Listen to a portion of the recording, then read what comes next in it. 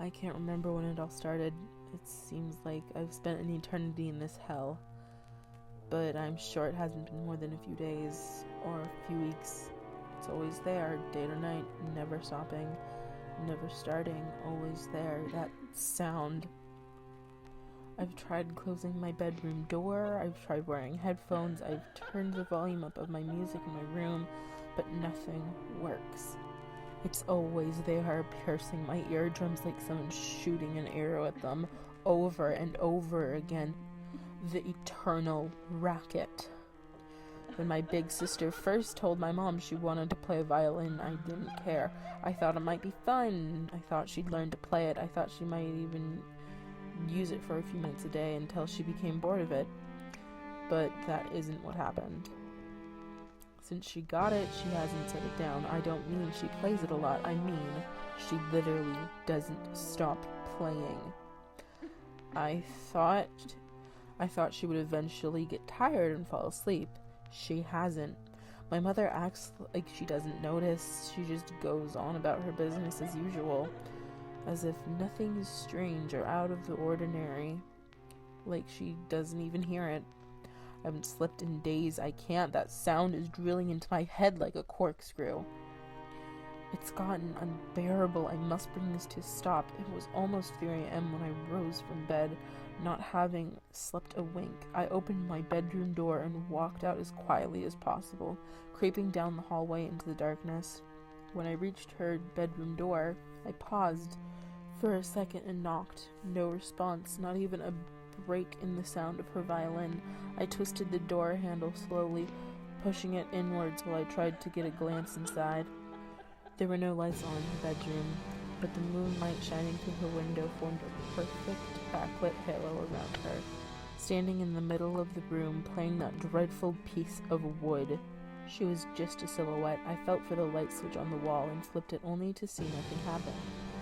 Now you may think that was a problem, but it only made my job easier. I walked towards her, making no sound. I now stood next to her, looking directly at her silhouetted face, while she continued doing what she thinks is playing, paying no attention to me. "Sarah?" I said. No reply. She just kept playing without even so much as a flinch. It was at that I decided it was time to do what was right. I had one arm concealed behind my back, which I now pulled forward, revealing the machete I had taken from the garage earlier. I raised it above my head and gave a look at the glow around it from the moonlight, and then came down hard as I could, right on top of my sister's head. A wet, dull, and chunky sound brought the atonal music to a halt. The blade rested in her head, blood flowing from the impact point. Complete silence. What a relief came over me. I felt the tension drift away, but I heard a quiet whispering sound. I knelt down and put an ear close to my sister. I heard whispering. I couldn't make out the words, so I went even closer. She spoke. "Don't stop playing." Why? I asked. She could not answer.